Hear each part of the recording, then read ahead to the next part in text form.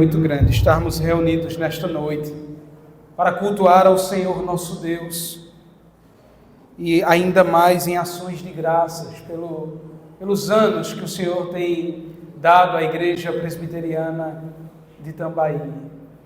Nós desejamos que o Senhor continue a derramar suas bênçãos sobre o seu povo nesta igreja e que dê muitos e muitos mais anos para que a igreja do Senhor seja uma bênção nesta cidade, para a glória de Cristo.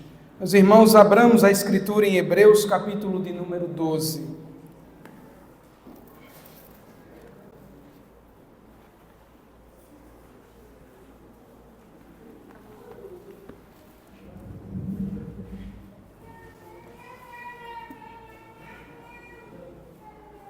Hebreus, capítulo de número 12.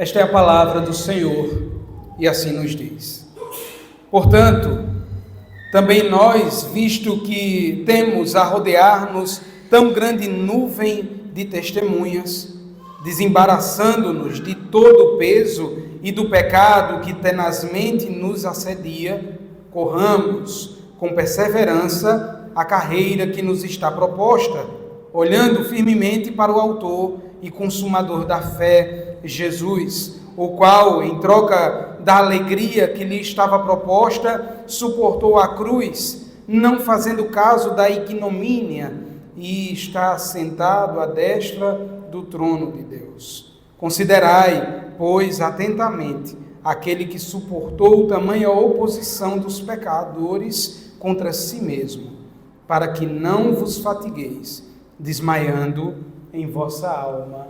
Amém. Senhor, nós te adoramos, Senhor, te louvamos, e agora, diante da tua santa palavra, ainda em adoração, nos submetemos a ela. Nós te suplicamos que o Senhor fale conosco, que não permita que nossa mente se disperse, mas que reverentemente nós escutemos a tua voz. Que não seja a voz do homem, Senhor, a falar-nos, mas que seja a voz do Senhor. Este é o nosso desejo, humildemente, em nome de Jesus, nosso Senhor. Amém. Meus irmãos, a vida do cristão, ela não é uma vida parada de todo. Na verdade, a Escritura vai nos mostrar o tempo inteiro que a vida cristã é uma vida de peregrinação.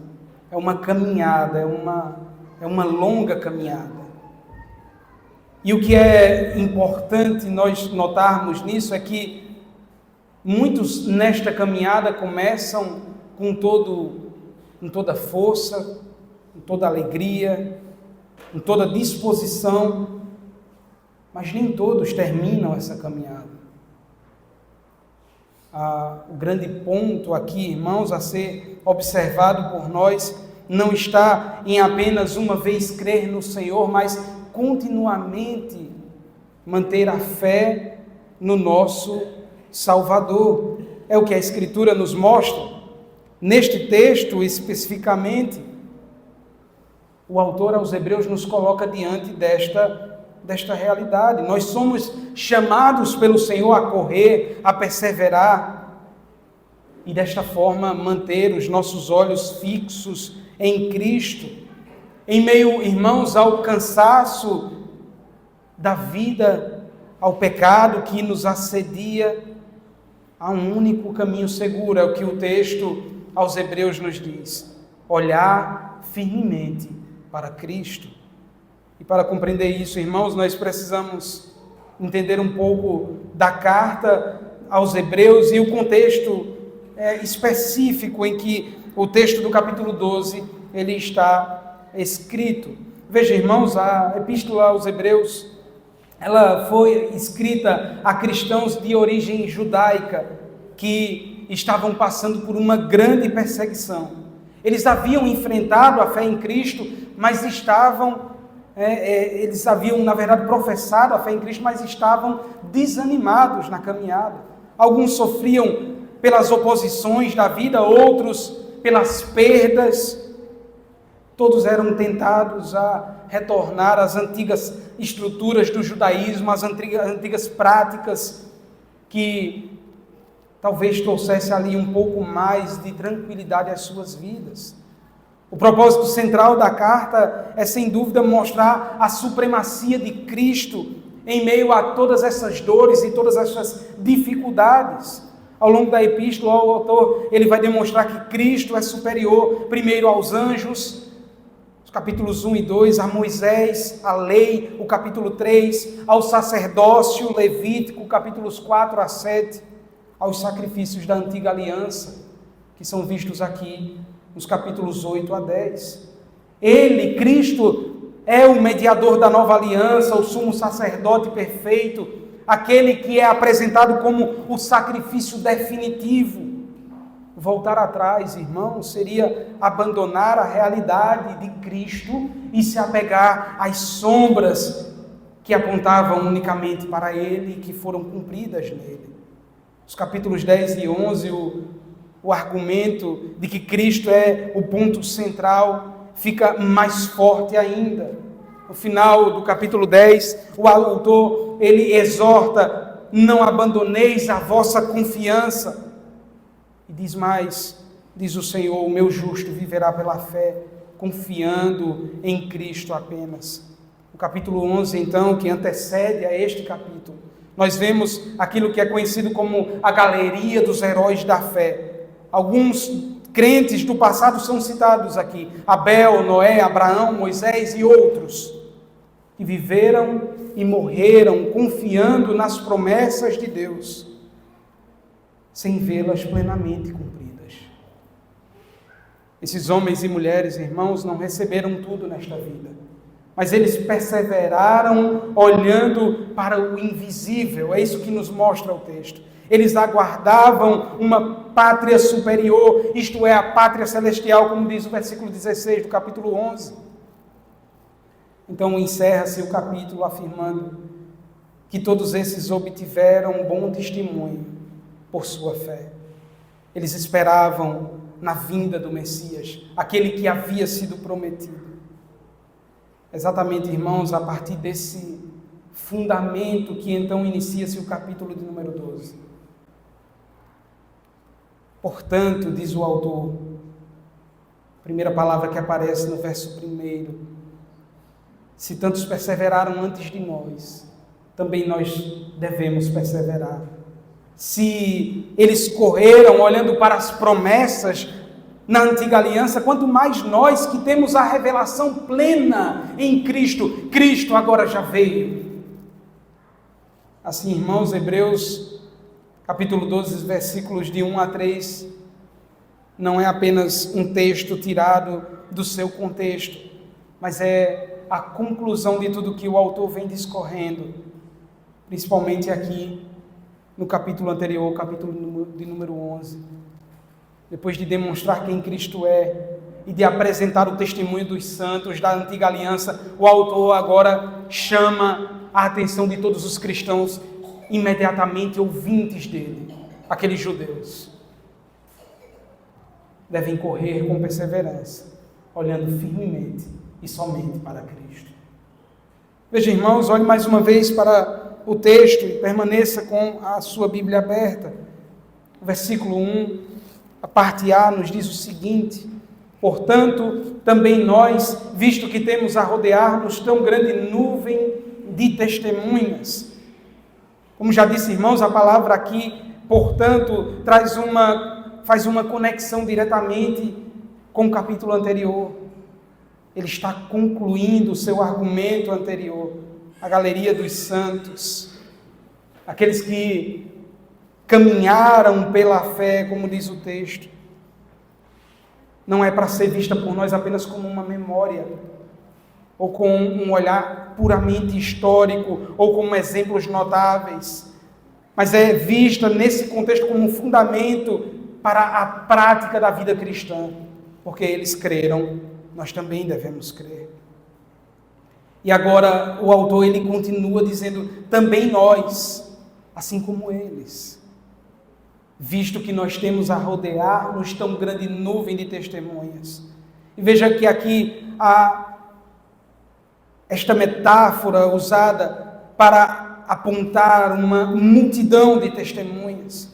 Esta é a multidão dos fiéis, não somente aqueles que são e que estão citados no texto, no capítulo 11, mas todos aqueles fiéis que o Senhor salvou por graça e que são agora, o texto diz, como testemunhas, o seu testemunho, eles creram, nós também devemos crer, diz o autor. Eles são testemunhas, irmãos, principalmente no sentido de que suas vidas, elas dão testemunho, ou testemunho da eficácia da fé no Senhor. Sem dúvida, irmãos, são provas vivas de que confiar em Deus não é ilusão. Se tantos correram antes de nós e perseveraram, nós também devemos fazer o mesmo. Mas o autor continua dizendo que nós devemos também, portanto, também nós, visto que temos grande, ou a rodear-nos tão grande nuvem de testemunhas, desembaraçar-nos de todo o peso. Veja, a imagem que aparece aqui, irmãos, é a imagem de uma corrida. Os corredores na antiga Grécia eram bem conhecidos. A figura que é apresentada não é que nós estamos em um passeio, mas em uma corrida. Estar numa corrida, estar numa competição exige esforço, exige disciplina, e por isso o autor vai dizer, todo o peso deve ser retirado, deve ser colocado de lado. E todo o peso aqui significa tudo aquilo que retarde, tudo aquilo que distraia, tudo aquilo que enfraqueça a corrida espiritual. Aqui nós poderíamos dizer que o autor está apontando ao apego exagerado à vida presente, aos prazeres dela, aqueles que se tornam excessivos, as ambições desordenadas, as preocupações sufocantes de todos nós. Quando todas elas passam a dominar o nosso coração. Quando aquilo que é lícito, e veja, ele faz uma distinção entre todo o peso e mais adiante, e o pecado. Logo, este peso não está diretamente ligado àquilo que é pecaminoso, mas àquilo que é lícito por vezes, e que toma o lugar do cristão de forma desordenada, fazendo-o pecar, fazendo-o embaraçar-se na sua corrida. O texto não diz que estas coisas, estes pesos, eles devem ser obviamente retirados como coisas lícitas da vida do cristão. Mas este peso não deve ser um embaraço para o corredor cristão.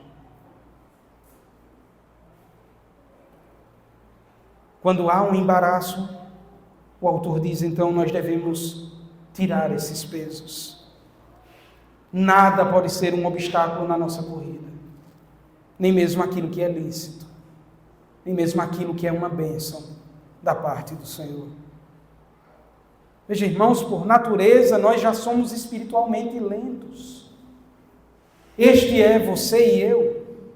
Imagine correr a corrida cristã com pesos sobre os ombros. Nos faria caminhar muito mais lento. A imagem aqui mostrada pelo autor é de alguém que antes de correr remove tudo que pode prejudicar o seu desempenho nesta corrida. Absolutamente.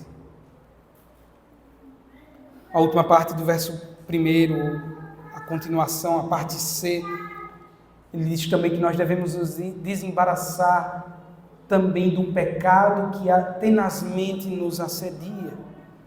Aqui está o ponto mais alto, o peso, o obstáculo mais pesado do corredor. O pecado interior, a inclinação corrupta que habita em nós.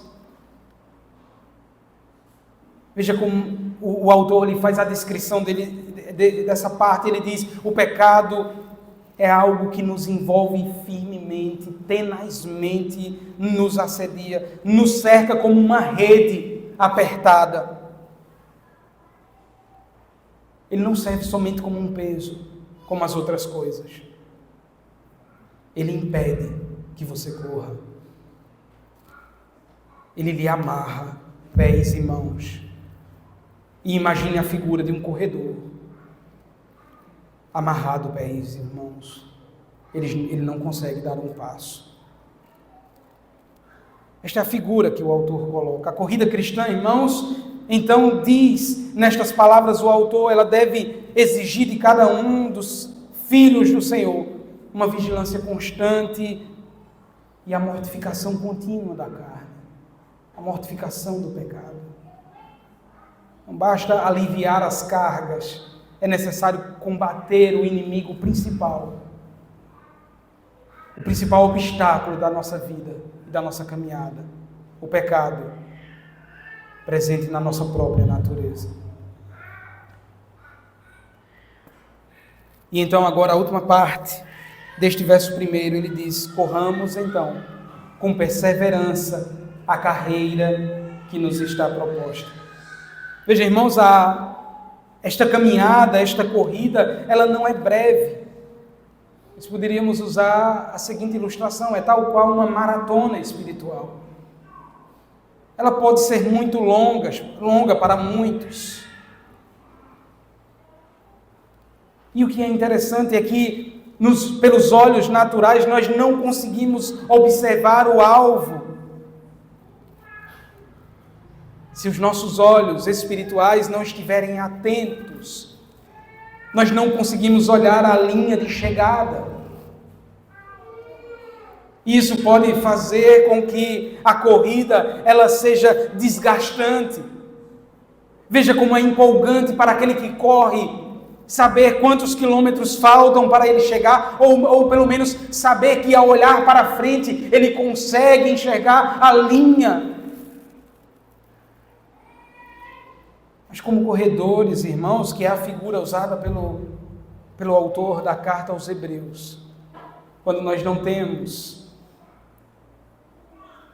pelos nossos olhos espirituais a linha de chegada em vista, a corrida para nós pode ser completamente desgastante, completamente sem sentido. Por que eu estou correndo? Para que eu faço isso? Por que eu sou cristão? Por que eu vou todo domingo à igreja? Por que eu tenho uma vida cristã? Por que eu professo a fé que eu professo? Eu não consigo ver absolutamente nada.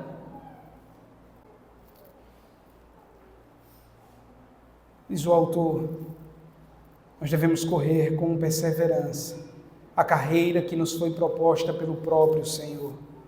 Aqui, irmãos, há um ponto também a respeito da soberania do Senhor. O percurso não é escolhido pelo corredor, e sim por aquele que determinou a corrida. É Ele, e somente Ele, que diz os caminhos que nós vamos trilhar nesta peregrinação. É Ele que faz o trecho ser íngreme ou plano. É Ele que fará com que haja hidratação em determinados momentos, menos hidratação em outros. É Ele, e somente Ele.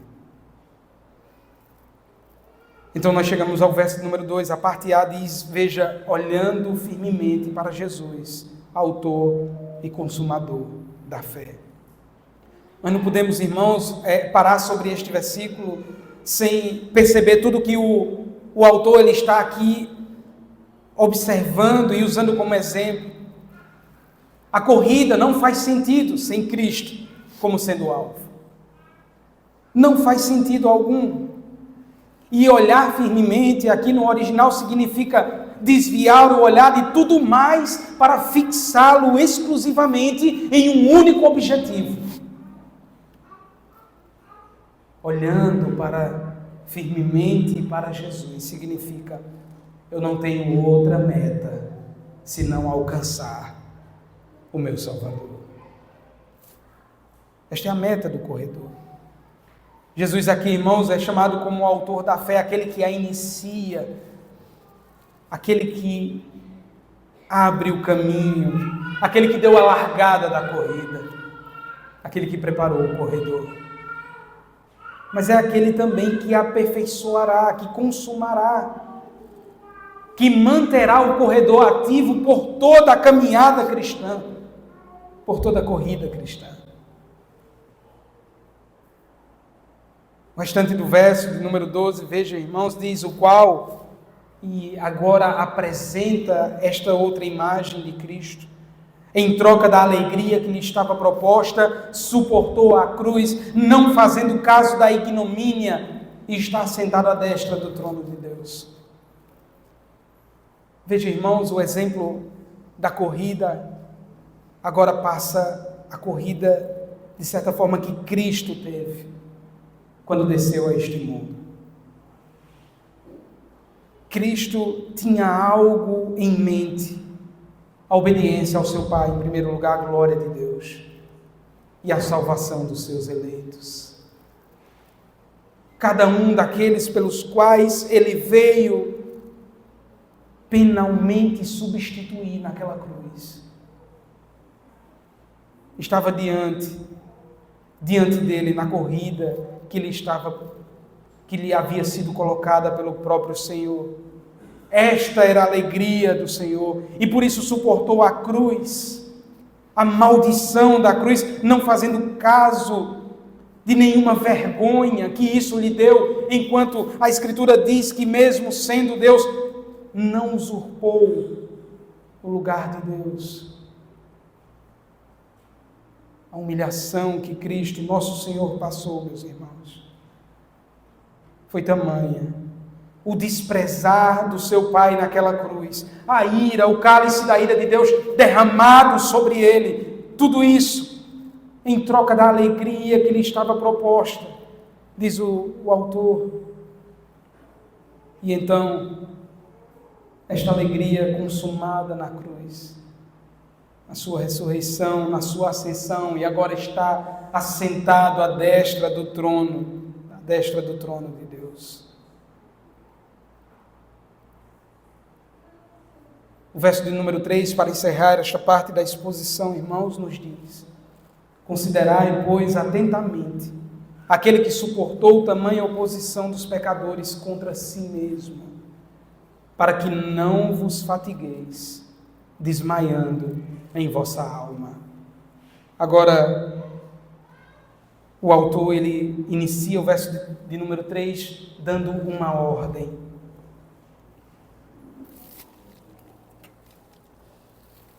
Ele diz considerai, e aqui o verbo está no imperativo. Não é uma opção considerar, é uma ordem da parte do Senhor. Pondere cuidadosamente, é o que diz o texto. Considerem, meditem profundamente na imagem de Cristo. É uma reflexão profunda que sim, o crente deve comparar a sua própria situação com a situação de Cristo. Se o Filho de Deus suportou a oposição tão intensa, a rejeição, os insultos, a ira de Deus, a violência, quem somos nós para recuar diante de dificuldades menores do que essas? Propósito, irmãos, deste considerar, colocado aqui pelo autor, é o que está escrito na última parte do verso: impedir que haja desânimo espiritual. Desmaiar, aqui nas nossas traduções, é como se houvesse um esgotamento, não físico, mas da alma. Eu não consigo mais sair do lugar. E quantos esgotados espiritualmente nós não vimos na caminhada cristã? Quantos? Porque tiraram os seus olhos de Cristo e fixaram-nos em lugares que não deveriam. O olhar constante para Cristo, irmãos, renova as forças. Mas o esquecimento de Cristo, ou o não olhar para Cristo, produz fadiga espiritual. E talvez até nós estejamos passando por algo assim na nossa vida. Não quero aqui introduzir ainda os ensinamentos, as aplicações deste texto. Todavia, irmãos, muitos de nós deixamos de olhar para Cristo e não entendemos porque nossa vida era tão diferente espiritualmente há anos atrás e hoje nós vivemos como medíocres cristãos.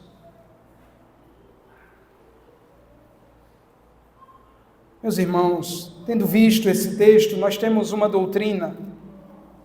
Temos várias doutrinas aqui, mas uma especificamente eu gostaria de tratar nesta noite com os irmãos, que é a seguinte: é dever do cristão,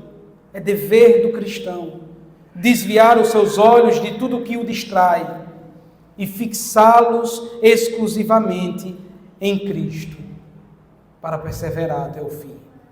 É dever do cristão desviar seus olhos de tudo que o distrai e fixá-los exclusivamente em Cristo para perseverar até o fim. Veja, irmãos, em primeiro lugar, nós devemos fixar, olhar exclusivamente para Cristo, porque Ele é o autor da fé, é o que nos ensina o texto. A fé não nasce no coração de cada um de nós como um fruto natural, mas como nos ensina a Escritura, a fé é concedida. O apóstolo Paulo declara aos Efésios capítulos 2:8, que pela graça nós somos salvos mediante a fé, e isto não vem de vós, é dom de Deus. Da mesma forma, Filipenses capítulo 1, verso 29, irmãos, o apóstolo afirma que nos foi concedido crer nele. Se a fé procede de Cristo, então afastar os olhos dele é afastar-se da própria fonte da fé. Aquilo que inicia a fé deve também sustentá-la. Logo, é necessário olhar continuamente para aquele que concede a fé. Tirar os olhos daquele que é a fonte da fé resultará, sem dúvida, em esfriamento espiritual. Cristo é a fonte da fé. Em segundo lugar, irmãos, nós devemos olhar para Cristo, porque Ele, como diz o texto, é o consumador da fé. Ele não apenas iniciou-a, mas Ele a aperfeiçoa.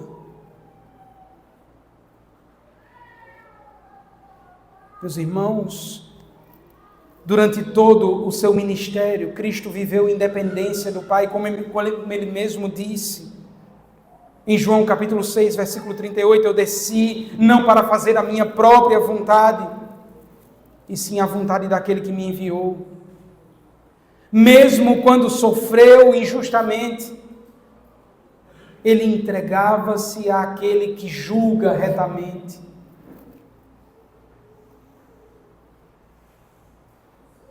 Se de fato, irmãos, a Escritura nos diz, nos assegura, que aquele que começou a boa obra em nós a aperfeiçoará até o dia de Cristo, então nós temos confirmado que somente aquele que viveu a fé de forma perfeita pode aperfeiçoar a nossa fé imperfeita. Ele, irmãos, o segundo Adão, Cristo nosso Senhor, é o único que viveu perfeitamente, confiantemente, nos braços do Pai. Somente Ele pode consumar esta obra em nós. Por esse motivo, olhar para Cristo firmemente é olhar para aquele que é o único que pode aperfeiçoar a nossa fé também. Mas em terceiro lugar, irmãos, nós devemos fixar os nossos olhos em Cristo, porque Ele de fato nos mostrou pelo seu exemplo, como o texto nos declara, que, pela alegria que lhe estava proposta, suportou todo o sofrimento. Veja, irmãos, nós vemos isso como um princípio que nos é mostrado na segunda carta de Paulo aos Coríntios, capítulo 4, verso 17 a 18, onde Paulo vai afirmar que a leve e momentânea tribulação produzirá um eterno peso de glória, não atentando, diz ele, nós nas coisas que se veem, mas nas coisas que não se veem. Cristo viveu, irmãos, exatamente assim, fixando o seu olhar na alegria eterna da presença do seu Pai. O profeta Isaías, ao declarar sobre Cristo, ao profetizar sobre Cristo, disse: ele verá o fruto do penoso trabalho da sua alma e ficará satisfeito. Ele suportou a cruz, irmãos, porque via a glória futura, a alegria futura. E por esse motivo, irmãos, nós devemos olhar e fixar o nosso olhar nele, porque se ele fez isso, também foi para mostrar que nós, como seus filhos, olhando para ele fixadamente, poderemos suportar a dor pela qual passaremos na nossa peregrinação nesta vida. Em quarto lugar, irmãos, nós devemos considerar Cristo como o único meio de evitar o desânimo na vida espiritual. Não haverá mais nada que você ou eu possamos fazer. Mais nada. Não é mudar de igreja, não é ter uma igreja mais ativa, movimentada, não é fazer eventos. Somente Cristo. E Cristo somente é quem vai evitar que nós esfriemos espiritualmente.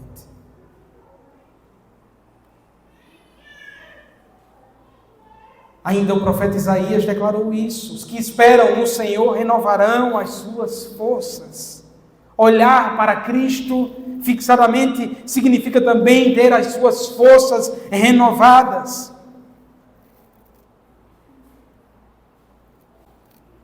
E veja que exemplo interessante que nós poderíamos tirar daqui, naquele episódio em que Cristo está sobre as águas e que Pedro diz então: Senhor, deixa-me ter contigo.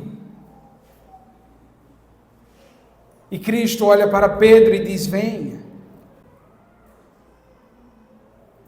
Enquanto Pedro esteve olhando unicamente para Cristo, ele caminhou também sobre as águas. Enquanto o seu olhar esteve fixado no Senhor, e não no medo, e não na tempestade, nos ventos, ele andou sobre as águas. Mas aconteceu algo.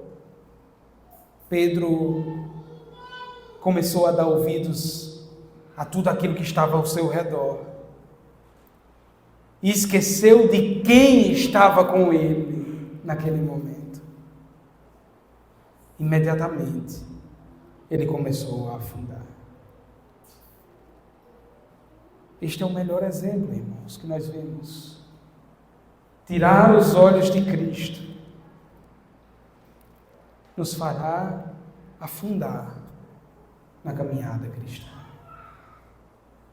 Por fim, irmãos, esta doutrina nos ensina que, embora exista esta grande nuvem de testemunhas ao nosso redor, não é olhando para o testemunho deles que nós correremos.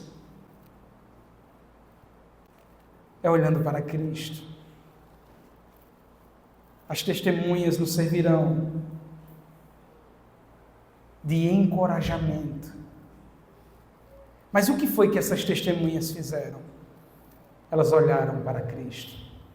Nós poderíamos dizer: mas Abel não conhecia a Cristo, Moisés tampouco. Como eles olharam para Cristo? O Senhor havia prometido. O Senhor havia dito: nascerá um da semente da mulher que esmagará a cabeça da serpente. E aqueles que confiaram nesta palavra, aqueles que disseram: sim, nós cremos, Senhor, que Tu enviarás o Teu Cristo.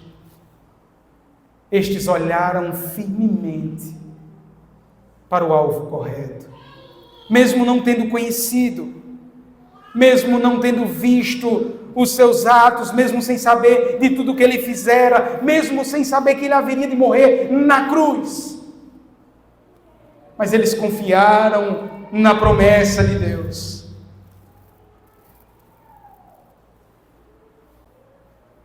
E esse testemunho, irmãos, deve ser replicado por nós. Se todos eles no passado olharam para Cristo, quanto mais nós que já o conhecemos. Quanto mais aqueles que vêm depois de Cristo. Meus irmãos, diante de tudo isso que nós temos visto, nos caberia refletir acerca de alguns ensinamentos e lições para a nossa vida, para a nossa corrida espiritual.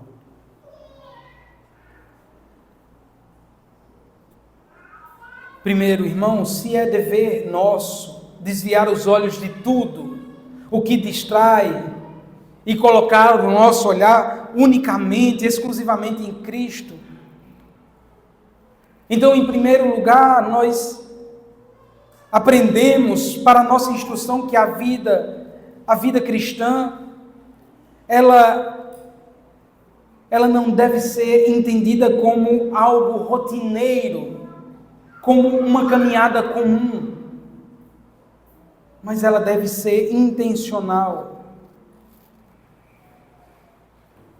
O texto não nos diz apenas que nós devemos crer em Cristo uma vez e viver como se nós não observássemos tais ensinamentos, mas nós devemos correr olhando firmemente para Ele.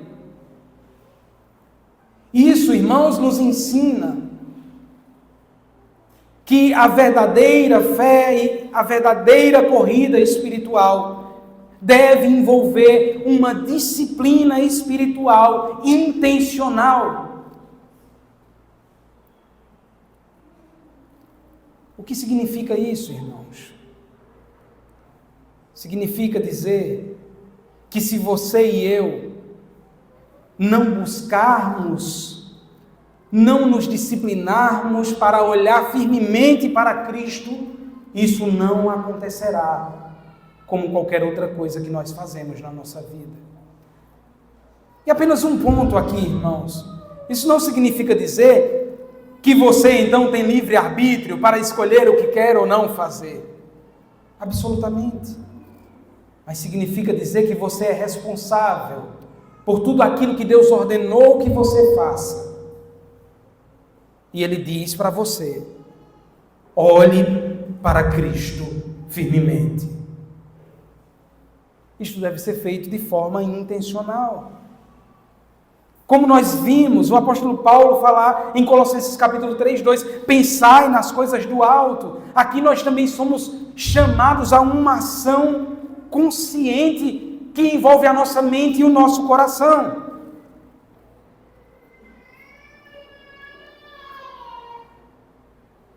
O cristianismo, irmãos, a fé cristã, ela deve sim requerer de cada um de nós uma contínua concentração em Cristo nosso Senhor. Se isso não acontecer, nós definharemos na fé. Olhar intencionalmente para Cristo, irmãos, na prática, e desvencilhar de todo o peso, significa, por vezes, deixar de lado aquilo que, mesmo não sendo pecado em si, pode atrapalhar a nossa corrida cristã. Para ser bem prático, meus irmãos, é bem verdade que fazer uso daquilo que a cultura produz não é pecado em si. Assistir séries, filmes, e por sinal é muito bom quando colocado e visto de forma correta. Mas o quanto disso tem nos feito tirar o nosso olhar, mesmo que por um momento, de Cristo? Nós devemos observar. Se isso nos tem concorrido com Cristo a respeito do centro, do alvo, então é importante tirar algum peso da nossa vida. Mas talvez você não goste muito de séries ou filmes. Mas talvez você trabalhe. E trabalhar é algo lícito, é uma ordenança da parte do Senhor. Mas talvez você trabalhe tanto que você tenha esquecido de olhar firmemente para Cristo, e que seu trabalho ele tem se tornado o alvo, a meta da sua vida, a sua corrida cristã. Ela tem apenas uma meta: crescer financeiramente nesta vida.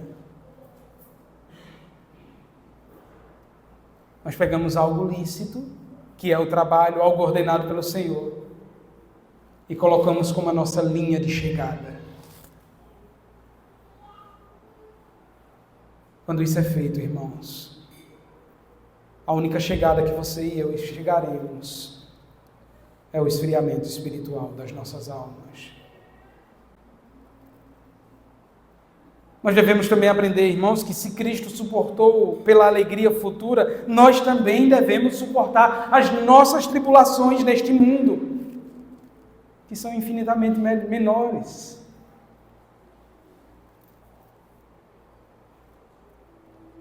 Veja, talvez você e eu ainda nos deparemos com exemplos de sofrimento da vida. Quantos de nós não já perdemos entes, já passamos por tristezas terríveis, a nossa família, com os nossos. Mas uma coisa, meus irmãos, Cristo suportou que você e eu não vamos suportar. Na verdade, Ele suportou para que você e eu não suportemos. Ele bebeu o cálice da ira de Deus, para que você e eu não tomemos. Sabe o que acontece, irmãos? Cristo infinitamente mais sofreu do que eu e você. Mesmo que você tenha todo o sofrimento do mundo mais terrível nessa vida, você ainda sofrerá minimamente aquilo que Cristo nosso Senhor sofreu. E sabe o que isso deve nos lembrar? Que se o sofrimento dele foi maior, se a dor dele foi infinitamente maior do que a nossa, por suportar a ira do seu Pai, por que nós não podemos suportar as nossas tribulações finitas desta vida? Nós somos chamados pelo Senhor para glorificá-lo e para viver as tribulações que de fato haverão de existir nesta vida. E nós devemos lembrar daquilo que Paulo disse aos Romanos, capítulo 8, se com ele sofremos, também com ele seremos glorificados. Por isso, irmãos, quando o sofrimento vier, quando o pecado assediar, quando houver oposição na vida, na caminhada cristã, o dever de cada um de nós não é olhar para dentro de nós e procurar respostas. O dever é: olhe para Cristo. Ele é o exemplo perfeito. Ele, não somente o exemplo, Ele é aquele que iniciou a fé, é aquele que continuará a sustentar a minha e a sua fé. Olhe para Cristo e para Cristo somente. Na verdade, irmãos, cada provação da vida do cristão é um chamado para olhar mais para Cristo. Se todas as vezes que você e eu sofrermos e nós desprezarmos o nosso sofrimento, não olhando para Cristo, nós estamos perdendo a maior oportunidade que o Senhor nos dá de estarmos aos pés do seu Filho. O sofrimento, ele deve nos levar a olhar cada vez mais para o nosso Senhor, continuamente, firmemente, sem titubear. Meus irmãos, quantas vezes nós professamos a fé em Cristo, mas nós vivemos com os olhos fixados neste mundo. E este é um exame que cada um de nós deve fazer. O nosso coração se prende às honras, aos prazeres, às ansiedades, às preocupações. Mesmo a Escritura nos advertindo, não amem o mundo. Ainda assim, nosso coração, que é enganoso, continuamente corre para amá-lo.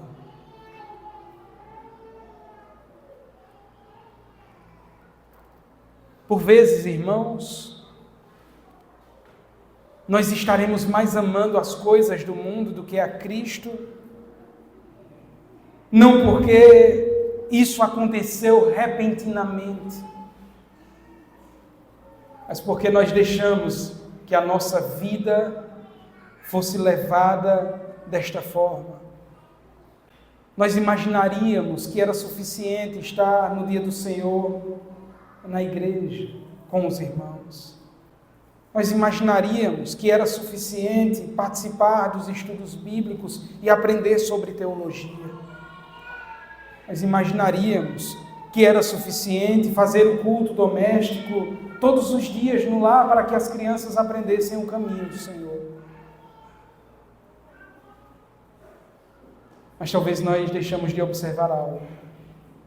Tudo isso é importante e deve ser feito.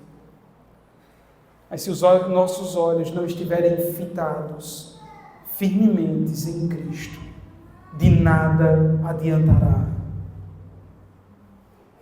Você e eu podemos fazer todas estas coisas apenas externamente. Você e eu podemos fazer obras as mais belas de todas, com vistas a ser visto pelos outros, a melhorar a vida, até mesmo destruir os nossos filhos.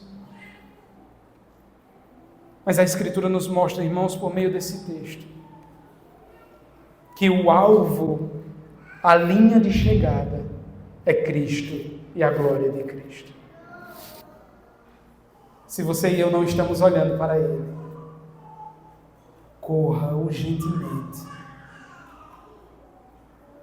porque pode ser um grande risco fazer todas as coisas lícitas com os olhos fincados no lugar errado.